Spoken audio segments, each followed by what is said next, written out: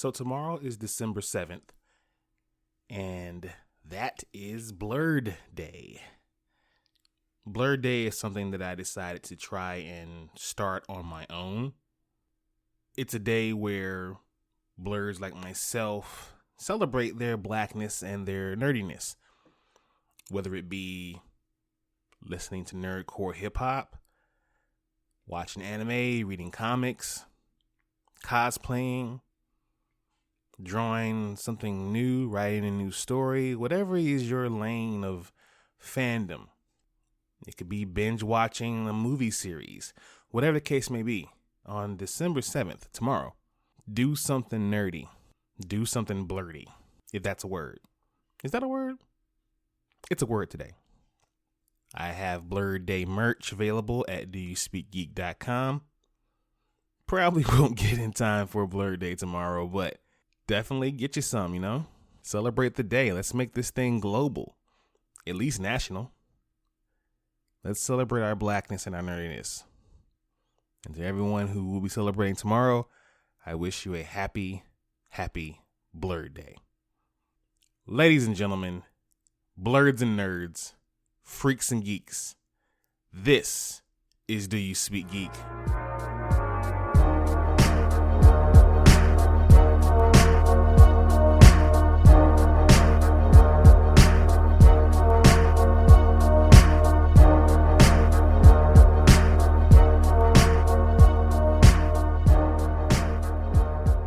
What's going on, folks? It's your boy Nix. Welcome to Do You Speak Geek?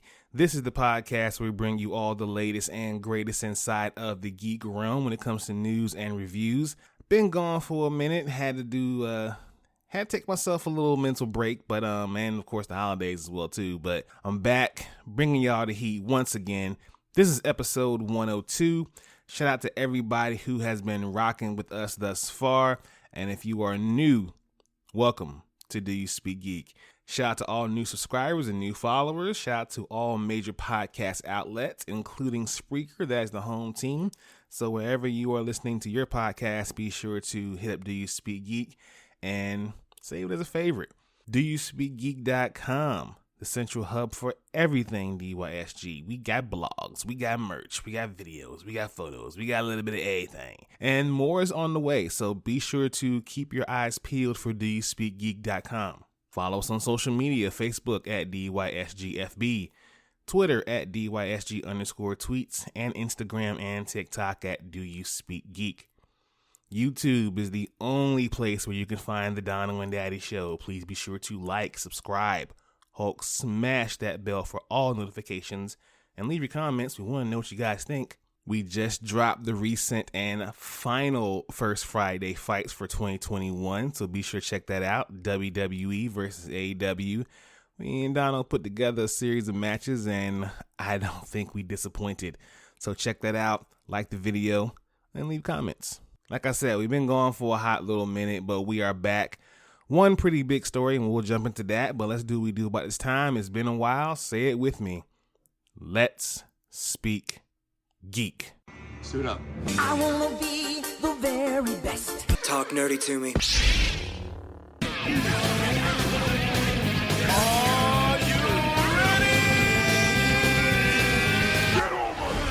All right, we got reviews coming at you at rapid fire. Solar Ash.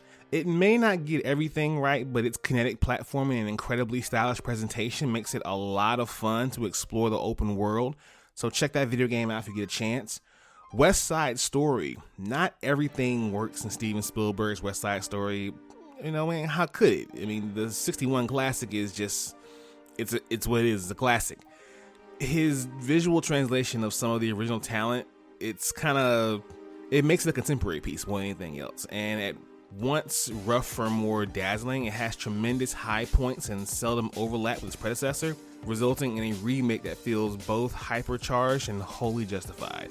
It's really a thing of beauty, so check that out if you love West Side Story. Please check that out. Encounter, a tense and stylish thriller film with some excellent performances, but it's dragged down by a lack of focus and pointless tangents. What can you do? Gintama, the very final. Ooh, a fitting end to a hilarious and revered anime series with equal parts heart, action, and silliness. What a way to go out. A great swan song. Check this one out, please. Sci-Fi's Chucky Season 1. It overcomes some structural issues in its second half to cement Child's Play as one of the most vulnerable horror franchises of all time.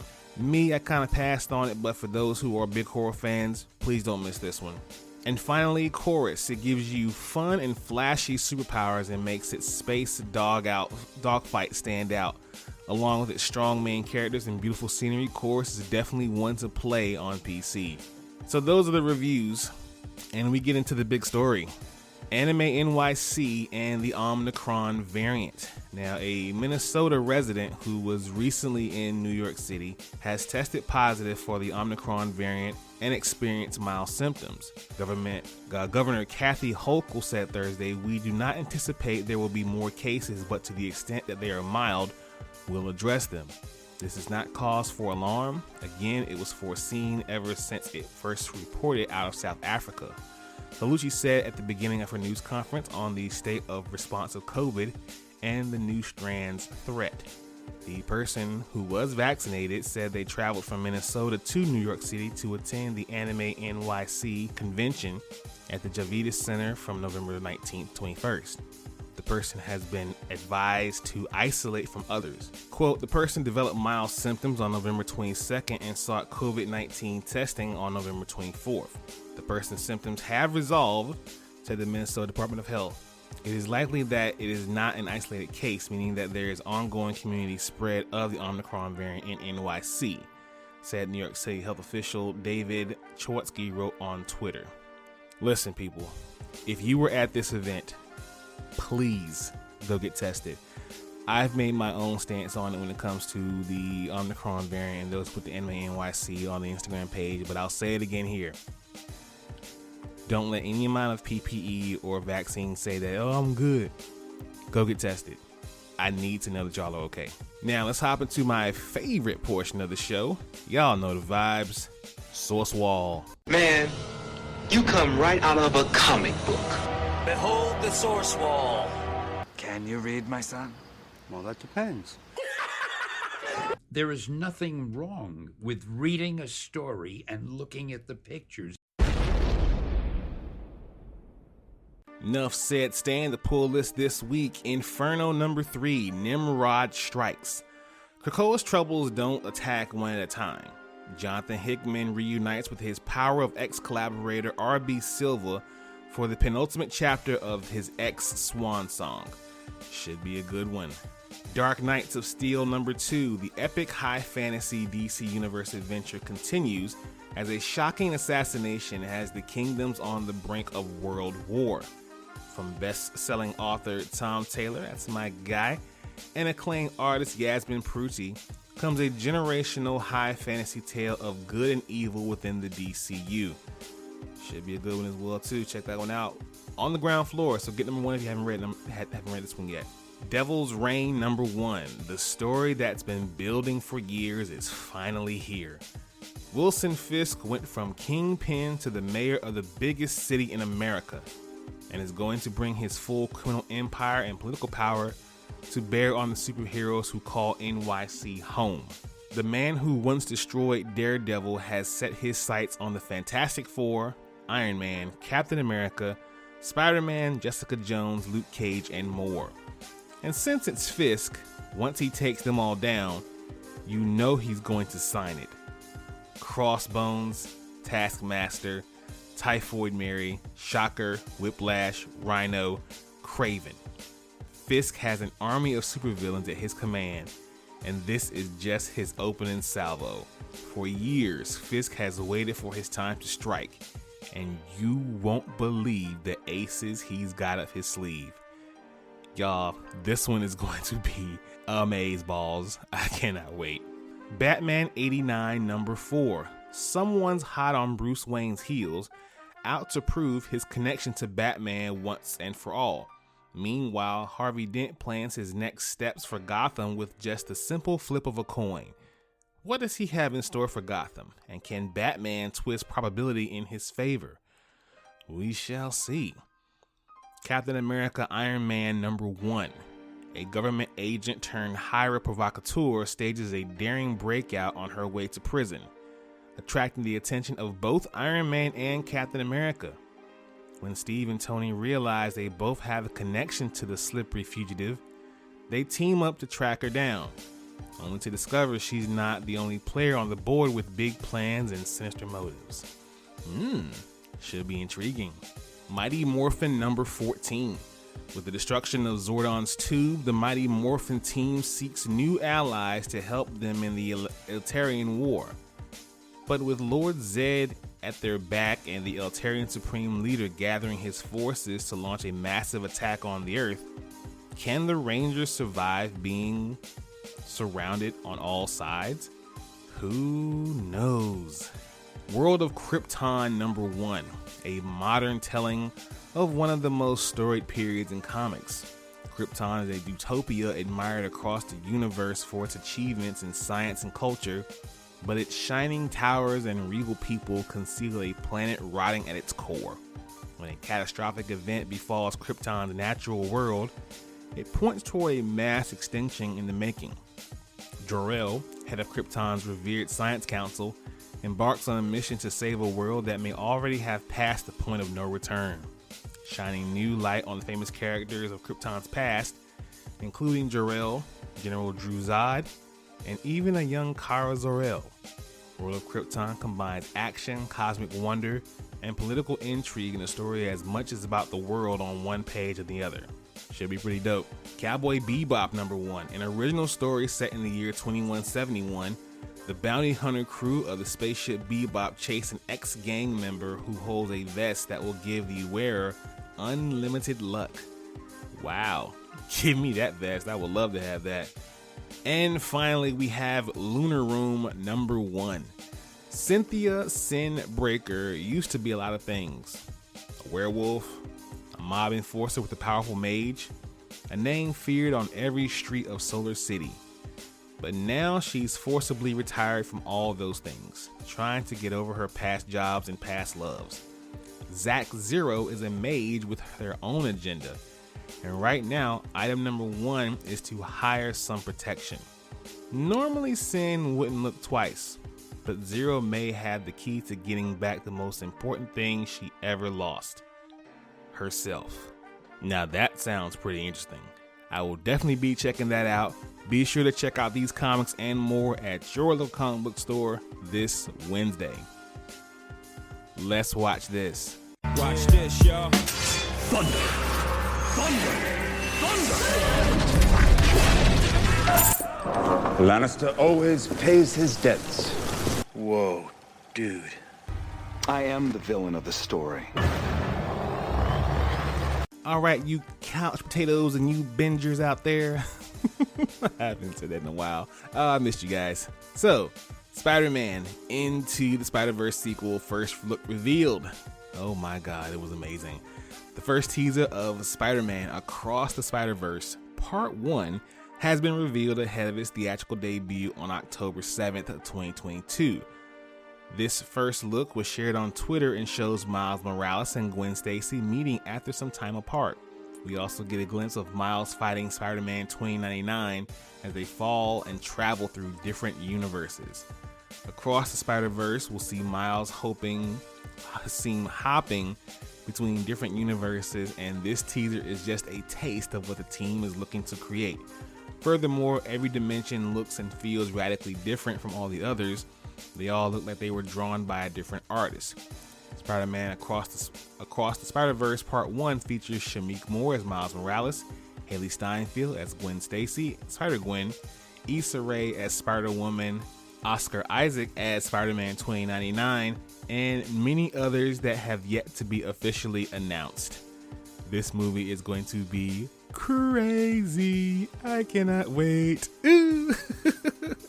And yo, whoever made that meme about Smile has been listening to the same song for the last 3 years, knock it off, alright? It's a dope song, alright? Act like you don't go crazy when Sunflower come on. Knock it off, y'all. HBO has canceled the Game of Thrones prequel. Eesh. So HBO's first run of Game of Thrones prequel was ultimately canceled after they spent a staggering $30 million on a pilot episode. Sheesh. During an interview with James Andrew Miller in his new book, Tinderbox, HBO's Ruthless Pursuit of New Frontiers, former Warner Media chairman Bob Greenblatt revealed what happened with the canceled Game of Thrones series. They had spent over $30 million, Jesus, I can't get over that number, on a Game of Thrones prequel pilot that was in production when I got there, he said. And when I saw a cut of it in a few months after I arrived, I said to Casey, this just doesn't work and I don't think it delivers on the promise of the original series. And he didn't disagree, which actually was a relief. As far back as 2017, a couple of different Game of Thrones prequels were said to be in development by HBO. One of them set thousands of years before the events of Game of Thrones. After the conclusion of the critically acclaimed show, however, the prequel series starring Naomi Watts was canceled. After careful consideration, we have decided not to move forward with the series with the untitled Game of Thrones prequel. We thank Jane Goldman, S.J. Clarkson, and the talented cast and crew for all their hard work and dedication. Sheesh, man. $30 million on a pilot episode and no one's gonna see it. I mean, we might still see it. I mean, leaks happen all the time, but man, 30 million down the drain. Ah, well, HBO got it, I guess. I don't know, that just hurt my heart to hear that. Anyway, let's go ahead and hop into Thumb Life. Peace, love, and video games! That sound like Donkey Kong.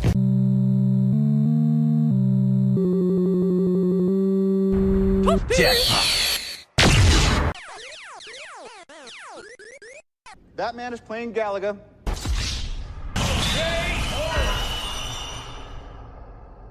Alright gamers, PlayStation is reportedly working on an Xbox Game Pass competitor.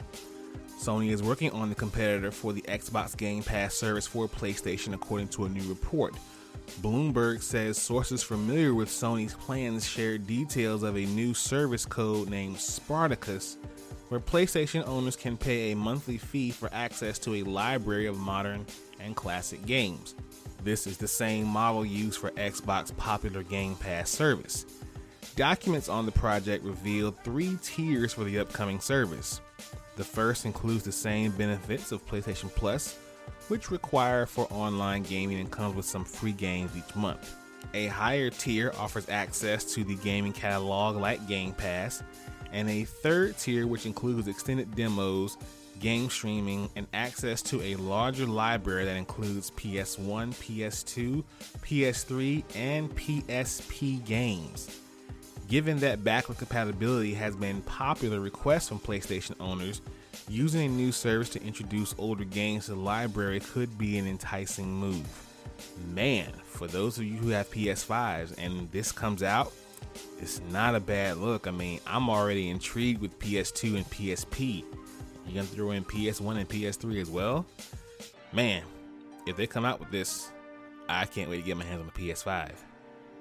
Yeah, I'm still waiting. Anyways, The Matrix Awaken leaks. Now, this was supposed to be announced at the 2021 Game Awards next week. More specifically, The Matrix Awaken and Unreal Engine 5 experience has leaked online courtesy of the PSN, which uploaded The Matrix Awakens. And Unreal Engine has been back-ended as a PSN as a PS5 game. The title suggests the actual upload is some type of demo or experimental experience more than a fully fledged game, but for now, this is just an assumption. Fortunately, right now, details on what this is are non-existent. Everything above is everything we know about the demo and the experience. Meanwhile, there's nothing to talk about that leak until it's actually been revealed for the Game Awards next week on December 9th. Man, leaks, man, they happen all the time. But what can you do? I mean, people want what they want. But The Matrix looks pretty dope. If you go online, check it out. It looks pretty good. Now, let's speak technical for a moment. Technically speaking, Your technological advancements 1.21 gigawatts! Have you tried turning it off and on again? All right, people.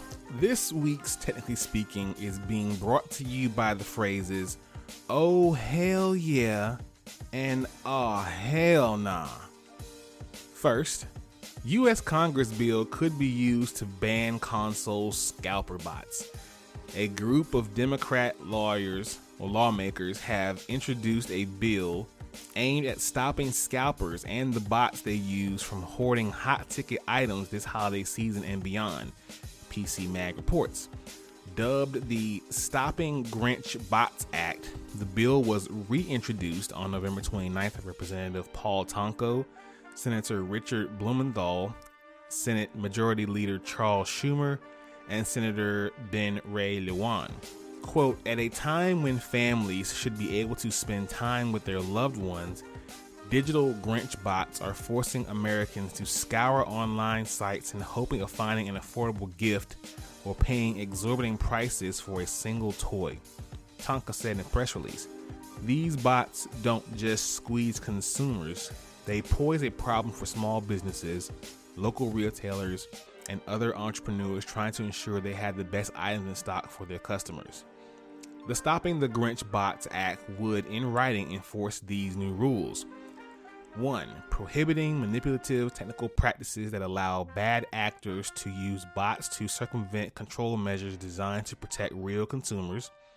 2. Make it an illegal Federal Trade Commission violation to circumvent security measures, access control systems, or other technological control measures on a site or online service. 3. Make it illegal to sell or offer any product or service obtained by the described method. And finally, allow the FTC and state attorneys general to treat these abusive workarounds as prohibited, unfair, and deceptive acts or practices and take legal action against the bad actors.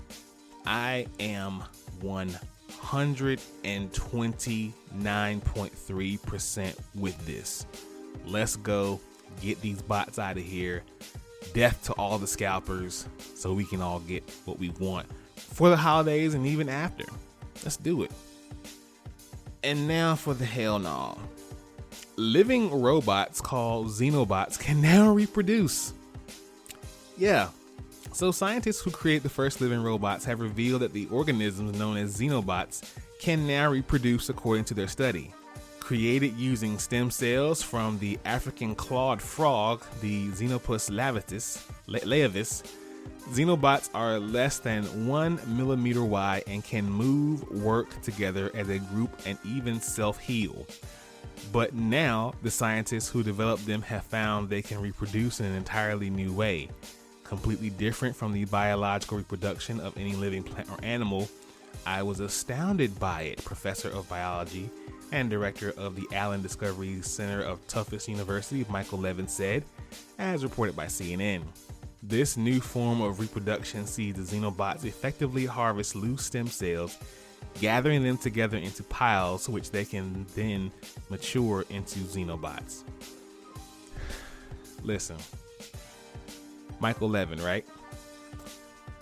Do this for me. Jump off a cliff, a big one. And anyone who knows how to do this, you jump with him. Why do y'all insist on trying to make the future this dystopian thing? Y'all can't leave shit alone. Come on, man. Cut this out. Skynet, y'all ain't learned nothing from watching Terminator? Nothing from watching iRobot? Y'all ain't learned nothing? Tired of this, man. I'm tired of these people who just so smart they stupid. I'm so tired. I'm sick of it. Jeff Goldblum, man, shout out to you, man. Just because you can do something don't mean you should. Dang. Anyway, I'm out of here. Thank you all for listening. Please be sure to like this podcast, subscribe to this podcast. Let your boy know what you think about this podcast. Visit the website, doyouspeakgeek.com. Follow some social medias, Facebook, Twitter, Instagram, and TikTok. Check out the YouTube channel. Like and subscribe to the videos there. As always, people, live to play to win to live. I speak geek. Do you speak geek?